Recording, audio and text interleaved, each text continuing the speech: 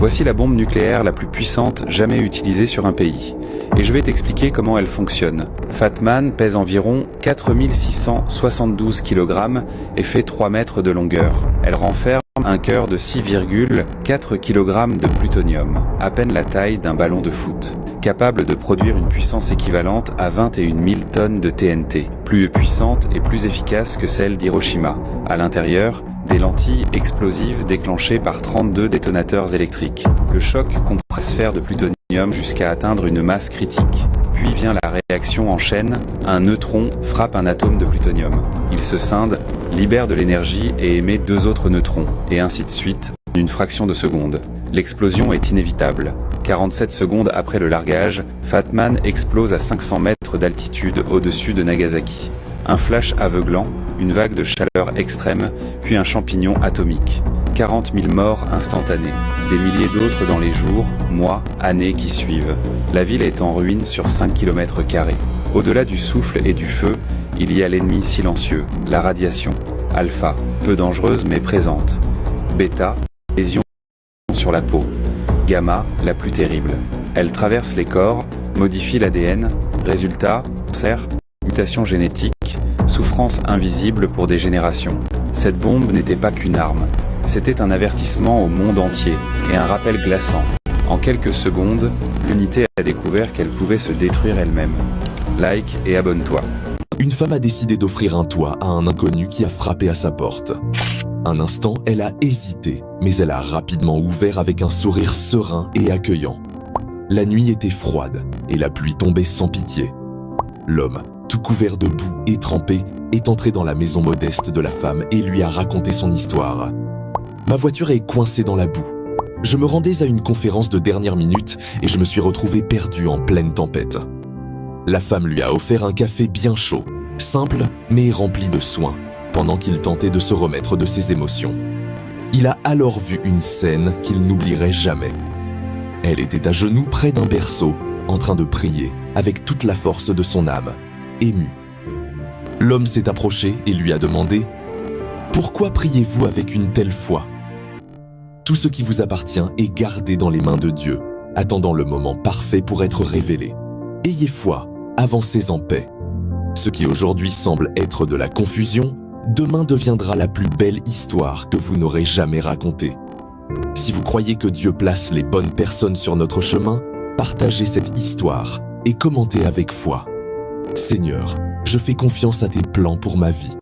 Un homme dormait chaque nuit devant une grande entreprise. Il portait un vieux costume, ses chaussures étaient trouées. Chaque matin, il se levait avant tout le monde pour être le premier à déposer sa candidature. Mais on ne le regardait même pas. Il priait pourtant chaque soir. « Seigneur, je sais que tu vois mes efforts. S'il te plaît, ouvre une porte. » Un jour, alors qu'il s'apprêtait à frapper une fois de plus, un vigile lui dit sèchement « Tu perds ton temps, tu n'as pas le profil. » Blessé, il s'éloigna, le cœur lourd. Assis sur un banc, il éclata en sanglots. Mais Dieu n'avait pas dit son dernier mot. Un passant s'approcha doucement. « Pourquoi pleures-tu, frère ? » « Parce que je suis fatigué d'essayer. »« Tu crois que Dieu est fatigué de t'aimer ?» Le lendemain, ce même passant revint, cette fois avec une proposition. « Mon frère dirige une entreprise. Il cherche quelqu'un de sérieux, et j'ai pensé à toi. » Ce jour-là, une porte s'est fermée, pour qu'une autre, bien plus grande, s'ouvre. Quand les hommes ferment les portes, Dieu ouvre le ciel. Si toi aussi tu es fatigué d'essayer, écoute-moi bien, ton effort n'est pas invisible, ta foi n'est pas vaine. Accroche-toi, car Dieu n'oublie jamais ceux qui persévèrent avec le cœur brisé mais plein de foi. Si tu crois que Dieu prépare une meilleure porte pour toi, écris en commentaire « Je garde la foi ». Partage cette histoire avec quelqu'un qui a besoin d'un rappel que Dieu n'oublie jamais les cœurs persévérants. Amen. Le docteur voulait guérir 3 fous. Il demande au premier « Combien font 3 plus 3 ?» Il répond « 2500 ». Et le docteur lui dit « Toi, tu es vraiment fou ». Il pose ensuite la question au deuxième et il répond « 3 plus 3 est égal à mercredi ». Et le docteur lui dit « Toi, tu n'es pas loin de la mort ». Il pose enfin la question au troisième « Combien font 3 plus 3 ?» Et le fou dit « 3 plus 3 font 6 ». Bravo! Comment as-tu fait? Et il dit « J'ai divisé 2500 par mercredi ». Le docteur s'est évanoui. Ne ris pas seul, partage pour faire rire tes amis. N'oublie surtout pas de t'abonner pour rire plus.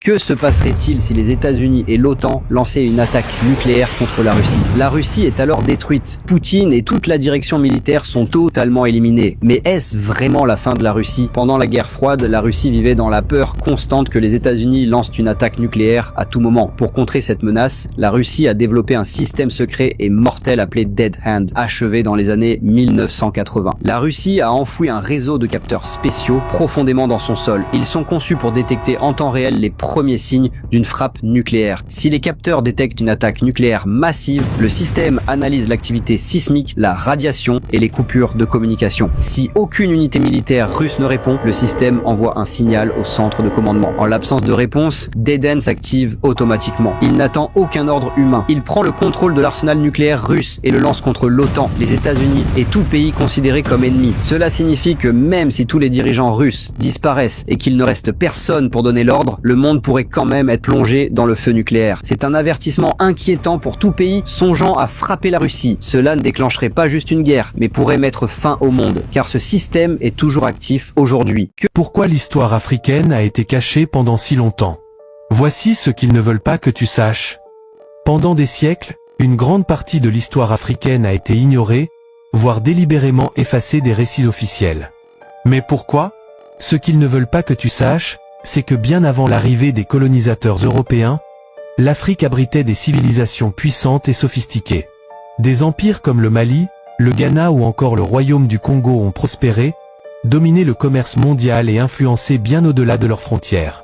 À Tombouctou, les bibliothèques débordaient de milliers de manuscrits scientifiques, philosophiques et religieux, rédigés par des intellectuels africains. Pourtant, on nous enseigne peu, voire rien, sur ces contributions majeures. Et pourquoi? Car les colonisateurs avaient besoin de justifier la domination. En effaçant l'histoire, ils pouvaient imposer l'idée d'un « continent sans histoire », rendant ainsi leur conquête légitime. Mais aujourd'hui, nous reprenons notre histoire en main. Nous redécouvrons et partageons ces récits cachés pour rétablir la vérité. Il est temps de raconter l'histoire africaine dans toute sa grandeur. Si tu veux en savoir plus sur les secrets de l'histoire africaine, abonne-toi et découvre avec moi des faits que l'on n'enseigne pas à l'école. Pourquoi la mort de Lumumba avait marqué la vraie fin de l'indépendance congolaise? On t'a dit Lumumba, héros de l'indépendance. On t'a caché Lumumba, briseur de serments coloniaux. Le 30 juin 1960, pendant que les foules acclamaient, une autre cérémonie avait lieu. Une cérémonie invisible, celle où le Congo était vendu.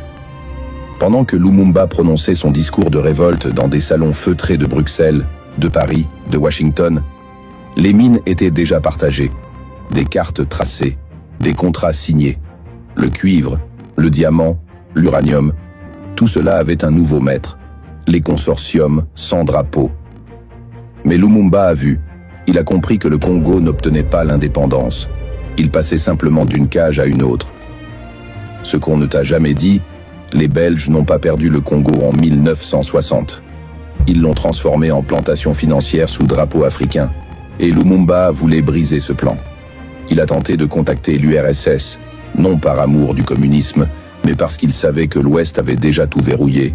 Ce qu'on te cache, la CIA a orchestré son élimination avant même son investiture. Ils avaient un plan, code secret, Project Wizard, un plan signé, validé, budgété. Et quand Lumumba est tombé, ce n'est pas juste un homme qui est mort. C'est un symbole qui devait être effacé à tout prix.